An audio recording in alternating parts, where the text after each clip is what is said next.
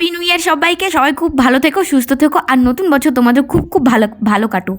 আর আমার তো প্রথম দিনটা একদমই বাজে কেটেছে, তাই বুঝতে পারছি এই বছরটা আমার খুব একটা ভালো কাটবে না। আর তোমাদের কেমন কেটেছে অবশ্যই কিন্তু কমেন্ট করে আমাকে জানাবে।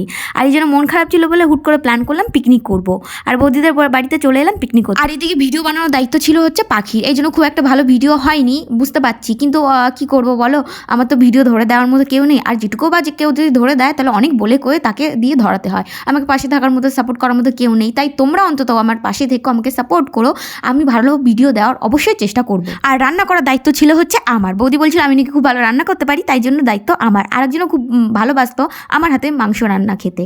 আর যাই হোক সেই সব হয়তো মন রাখার জন্য কথাগুলো বলেছিল।